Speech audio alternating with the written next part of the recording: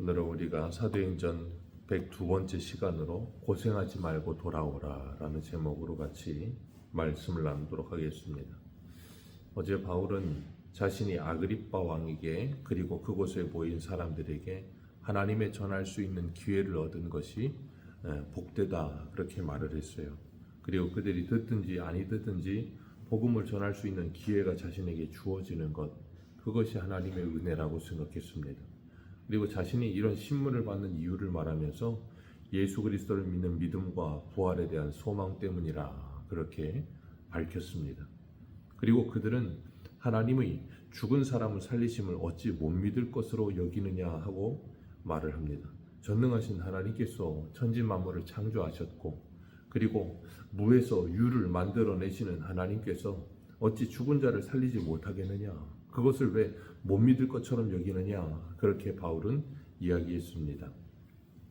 그러면서 9절에 이렇게 말을 해요. 나도 나사렛 예수의 이름을 대적하여 많은 일을 행하여야 될 줄 스스로 생각하였다. 바울은 당시 예수 그리스도를 믿는 사람들을 유대교의 이단들이라고 생각을 했어요. 그래서 그 이단들은 사라져야 된다라고 생각을 했습니다. 그것이 하나님을 위한 일이라고 생각했고 그것이 믿음이라고 생각했어요. 그래서 유대교를 믿지 않는 이 그리스도인들은 없어져야 할 존재, 그래서 그들은 죽어도 마땅한 존재라고 생각을 했습니다. 그래서 10절에 보면 예루살렘에서 이런 일을 행하여 대제사장들에게서 권한을 받아가지고 많은 성도들을 옥에 가두며 죽일 때에 찬성 투표를 하였다 그랬습니다. 그리고 우리가 잘 알고 있는 스데반 집사가 돌에 맞아 죽을 때도 바울은 그 스데반 집사를 향해 돌을 던지는 사람들의 겉옷을 지키고 있었고, 그리고 스데반 집사가 돌에 맞아 죽는 모습을 직접 눈앞에서 보았습니다. 그리고 사도행전 8장 1절에 이렇게 고백합니다. 사울은 그가 죽임 당함을 마땅히 여기더라. 참 굉장히 충격적인 말이죠. 사울은 눈앞에서 스데반이 돌에 맞아 죽는데 그걸 마땅히 여겼다는 거예요. 이게 바로 잘못된 열정, 그리고 잘못된 신념, 잘못된 신앙이 가지는 무서움입니다. 옆에서 다른 사람이 돌에 맞아 죽는데도 그걸 마땅히 여깁니다. 돌에 맞아 죽어도 싸다라고 생각하는 거예요. 이 얼마나 참 무서운 일입니까? 사람이 돌에 맞아 죽는데 그것을 당연하다고 생각해요. 그래, 돌에 맞아 죽어도 싸다라고 생각하는 거예요. 나와 생각이 다르다는 이유만으로 그들을 돌로 쳐서 죽이는 것을 거리낌 없게 생각했던 그 바울, 그런 바울이었기 때문에 그가 예수 그리스도를 만났을 때 자신이 어떤 존재인지를 철저히 깨달았던 거예요. 내가 얼마나 악한 자였는지를 깨닫는 겁니다. 그래서 바울이 이 아그리빠 왕에게 이야기하면서 이렇게 말합니다. 13절에 내가 정오에 길을 가다가 다메섹으로 가다가 하늘에서 해보다도 밝은 빛을 만났다. 그 해보다도 밝은 빛을 만남으로 내가 엎드러졌는데 하늘에서 히브리 말로 내게 말하기를 사울아 사울아 하고 부르면서 네가 어찌하여 나를 박해하느냐, 네가 어찌하여 나를 박해하느냐, 그런 소리를 들은 거예요. 바울은 예수 그리스도를 믿는 성도들을 그리고 교회를 박해했습니다. 그런데 주님은 그런 바울을 향해서 네가 나를 박해하였다라고 말씀하세요. 그 이유는 하나죠. 그리스도는 교회의 머리시기 때문에 그렇습니다. 그건 오늘날도 마찬가지입니다. 예수 그리스도는 교회의 머리 되심으로 이 교회와 성도들을 핍박하는 것은 곧 그리스도를 핍박하는 것이에요. 우리가 그렇기 때문에 다른 지체들 그리고 우리와 함께하고 있는 공동체를 귀히 여기며 그들을 우리가 죽게 하듯 하는 일이 너무나도 당해야 되는 겁니다. 그리고 주님께서 이렇게 말씀하세요. 왜 나를 박해하느냐 그러면서 가시체 뒷발질하기가 내게 고생이라 그러셨어요. 가시체 뒷발질하기가 내게 고생이라. 이 가시체라는 건 이 끝부분에 뾰족한 쇠나 아니면 뼈 조각들을 박아가지고 이 짐승들을 때리는 채찍이었다 그래요. 그래서 우리가 농사 지을 때 보면 소나 우리나라는 소지만 유럽은 말도 이 멍에 씌워가지고 밭 갈 때 사용했거든요. 그런데 짐승들을 쓰는데 짐승들이 말을 듣지 않으면 우리나라도 뭐 이렇게 조그만 막대기 갖다가 툭툭 치잖아요. 그런 게 아니고 말을 듣지 않고 뒷발질하는 말들이나 소들은 이런 가시체 가지고 엄청나게 세게 때렸다 그럽니다. 그러면 당연히 아프니까 또 뒷발질 하겠죠. 그럼 또 더 세게 때립니다. 그렇게 맞는 일이 반복되면 소나 말도 짐승도 길들여진다는 거예요. 그러니까 짐승들은 말이 안 통하니까 뭘로 길들여요? 매로 길들입니다. 그래서 짐승들도, 말 못하는 짐승들도, 그리고 지능이 떨어지는 짐승도 계속 맞다 보면 학습 효과가 일어납니다. 그래서 뒷발질을 안 합니다. 계속해도 아무런 소득이 없고 더 세게 맞으니까 오히려 뒷발질을 안 하고 말을 잘 들어요. 그런 것처럼 주님께서 사도 바울에게 이렇게 말씀하세요. 가시채를 뒷발질하기가 내게 고생이라. 그 말은 뭐예요? 고만 뒷발질하고 돌아오라는 거예요. 뒷발질 계속해봐야 너에게 아무런 효과 없다는 겁니다. 그리고 아무런 유익이 없다는 거예요. 그 말을 들은 바울이 누구십니까? 주님 누구십니까? 그러니까 예수님께서 15절에 이렇게 말씀하세요. 나는 내가 박해하는 예수라. 나는 내가 박해하는 예수라. 그 말을 들었을 때 바울이 얼마나 놀랐을까요? 그 예수가 십자가에 죽고 부활했다는 것을 믿는 기독교인들을 박해하는데 그렇게 열과성을 다했던 그 바울. 그런데 그 예수님께서 내가 바로 네가 박해하는 그 예수다 그랬을 때 자기가 유대교의 이단이라고 믿었고, 그리고 자신이 그렇게 그 유대교의 이단인 기독교를 박해하는 것이 옳다라고 생각하고 기독교인들이 돌에 맞아 주는 것을 마땅하다 생각하던 그 바울이 그 예수님을 만났을 때 얼마나 충격이었을까요? 자기가 그동안 믿고 있던 유대교가 잘못됐다는 걸 알게 되고 자기가 이단이라 믿던 그 예수가 진짜라는 것, 그 기독교가 진짜라는 걸 깨달았을 때 바울은 그 인생이 완전히 송두리째 부인되는 거예요. 자기가 그동안 가말리엘 밑에서 열심히 율법을 배웠고 열심히 했던 그 모든 것들이 다 물거품이 되는 거예요. 얼마나 허무하겠습니까? 그리고 얼마나 굉장히 이 좌절감을 느꼈겠습니까? 그리고 그 예수를 만나게 된 거예요. 그리고 그 예수를 만나면서 자신이 어떤 존재였는지 깨달아진 거예요. 그래서 바울이 디모데전서 1장 3절에 자신을 이렇게 소개합니다. 내가 전에는 비방자요, 박해자요, 폭행자였으나 도리어 긍휼을 입은 것은 내가 믿지 아니할 때에 알지 못하고 행하였음이라. 아멘. 그러면서 자신을 이렇게 말해요. 그런 나는 죄인 중에 괴수였다. 자신이 그리스도인들을 핍박하고 그들을 가두고 그들을 죽이는 일에 앞장섰던 그 모든 것들이 이 순간에 그 큰 빛 가운데 주님을 만나면서 그 모든 것이 한순간에 주마등처럼 넘어갔겠죠. 그리고 주님께서 말씀하세요. 16절 같이 읽겠습니다. 시작. 일어나 너의 발로 서라. 내가 내게 나타난 것은 곧 내가 나를 본 일과 장차 내가 내게 나타날 일을 너로 종과 증인을 삼으려 함이니. 아멘. 일어나서 너의 발로 서라 라고 말씀하세요.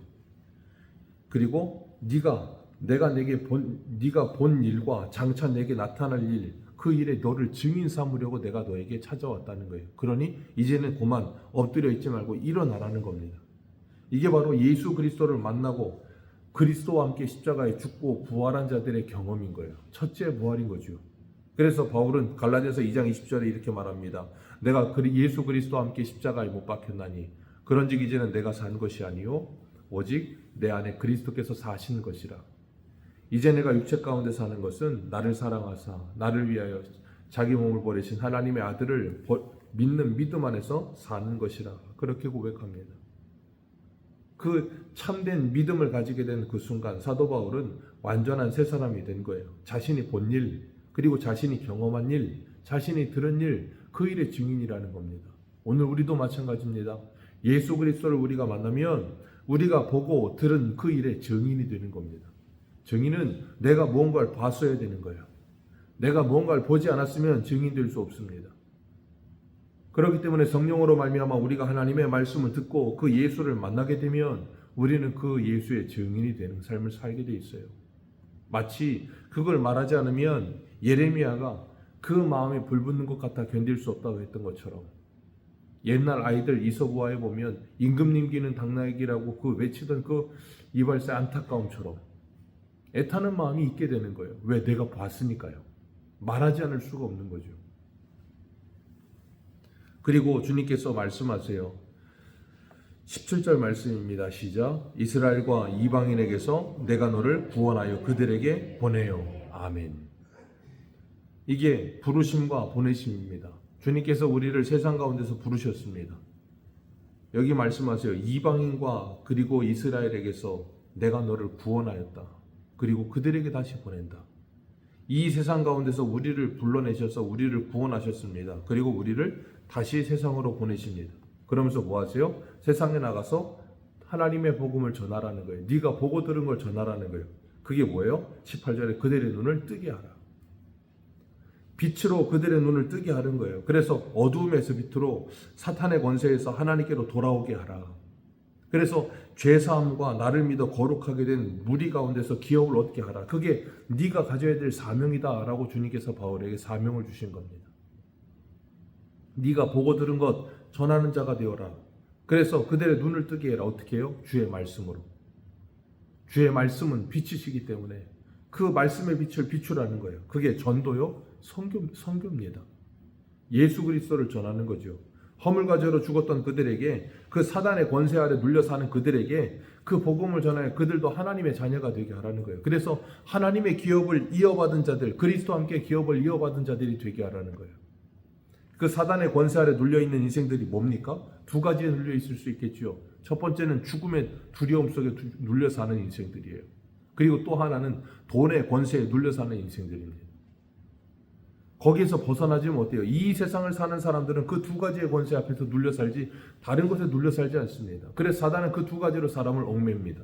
그래서 죽기를 두려워함으로 일평생 종로로 타는 그들을 구원하시기 위해 예수님이 오셔서 사단인을 멸하셨고, 그리고 그 돈의 권세 아래 눌려 사는 그 인생들에게 주님께서 찾아오셔서 그들을 위해 가난해지심으로 우리를 부유하게 하셨어요. 그래서 거기서 뭐 하셨어요? 자유하게 하신 겁니다. 그래서 그 사단의 권세에서 우리가 뭐예요? 자유함을 얻고 하나님의 자녀가 된 권세를 가진 겁니다. 그렇기 때문에 사단의 권세보다도 더 강력한 하나님의 자녀의 권세를 가진 거예요. 요한복음 1장에 그러셨죠. 예수 그리스도를 믿는 자는 하나님의 자녀가 되는 권세를 주셨으니, 그 권세라는 단어가 엑수시아라는 단어를 씁니다. 디나미스, 폭발적인 힘이 아니라 엑수시아, 권리, 하나님의 자녀의 권리. 그게 뭐냐면 하나님의 자녀답게 살 수 있는 어떤 힘을 가졌다는 거예요.